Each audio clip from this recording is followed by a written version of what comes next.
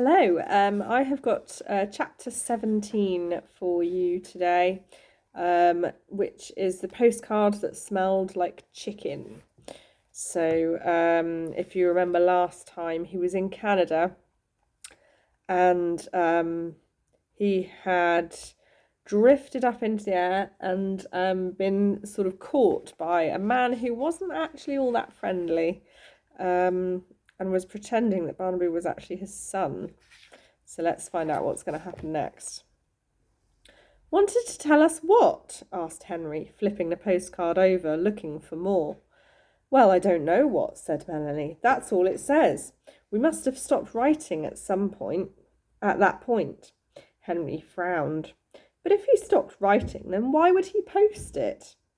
He asked. Why wouldn't he finish it first? It doesn't make any sense. Well, I don't know, repeated Melanie.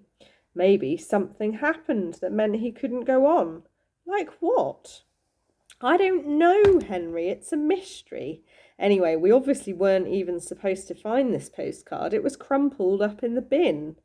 Is that why it smells of chicken? He asked, giving it a little sniff before turning away in disdain. I assume so. I was throwing out some empty cartons, and that's when I saw it. It must have arrived this morning, and either Mum or Dad threw it away. Which is very strange. I mean, it's a postcard from our only brother. He's not my only brother, pointed out Melanie. Oh, yes, well, my only brother, and your second favourite brother. Said Melanie, frowning a little as she considered this. So why wouldn't they want us to see it? They know how much we miss him. Henry stood up and walked over to the bedroom window, staring down into the garden below. Captain W.E. Johns was out there sniffing around the washing line, where Barnaby had once been hung out to get some sun on his face. The dog had been very disconsolate these last few weeks. It didn't seem to matter what anyone did. It was obvious that he was missing his master. He wouldn't even let Alistair and Eleanor take him for walks anymore, staying in his basket until Henry or Melanie came home from school, and then charging towards the front door, anxious for a run. The whole thing is distinctly odd, said Henry, turning back and glancing at his brother's empty bunk. After all, if what they told us is true, then why wouldn't they want us to see his postcard? They know how worried we are about him.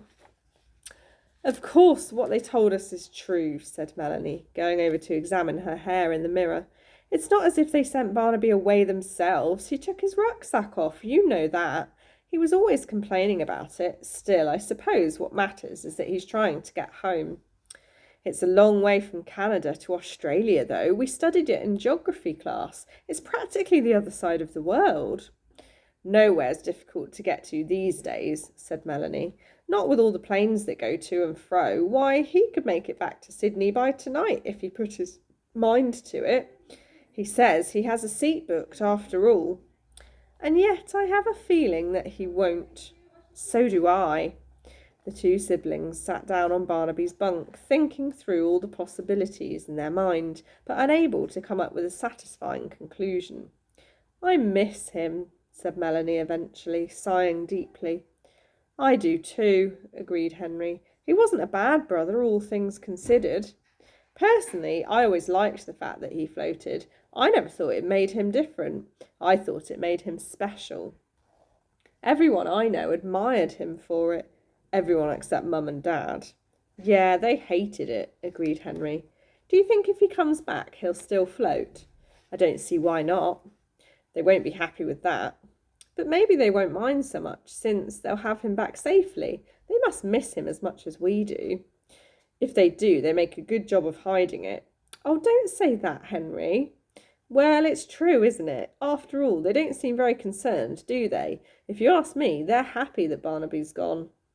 And with that, Henry leaned back on the bed, only to feel a curious bump under the duvet. He reached underneath and pulled out the bulky item that someone had left there for safekeeping. David Copperfield. Oh, said Henry and Melanie, looking at each other in surprise and wondering what that could possibly mean. There you go, that's the end of that chapter. A little short one for you today.